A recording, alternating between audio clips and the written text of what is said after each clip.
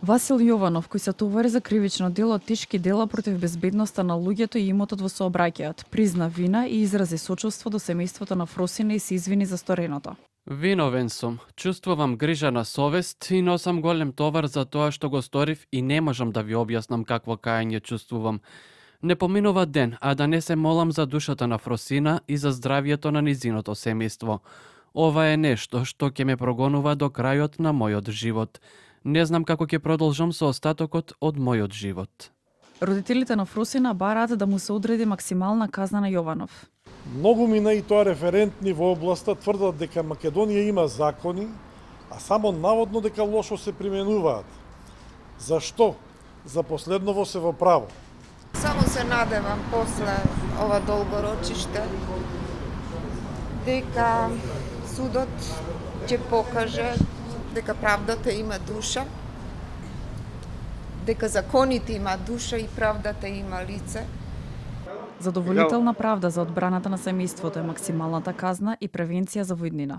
Обвинетиот Васил даде признание, едно голо признание. Баравме од судот, согласно законот, предвидената да се изрече највисоката предвидена санкција, која законодавецот не случајно е предвидел во закон.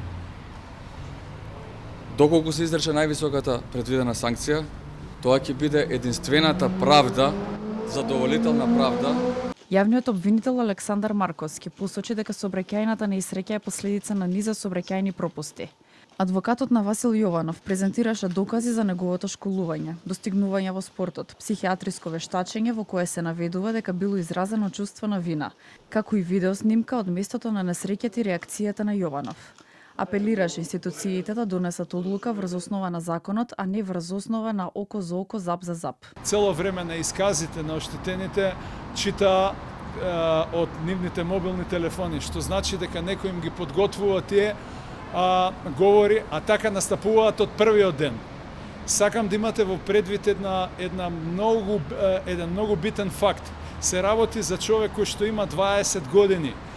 Категорично ја призна својата вина и имаше доблест и да признае и да се сноси со сите последици кои што ќе дојдат после неговото признание. Според обвинителството на 29 јануари годинава Васил Јованов без возачка дозвола под дејство на алкохол управувал возило со брзина од 91 км/ч на партизански одреди во Скопје. Поминал на црвено светло и удрил во Фросина Кулакова, која поминувала на пешачки премин. Судијката Снежана Марковска рече дека пресудата ќе биде изречена следната недела на 13 мај.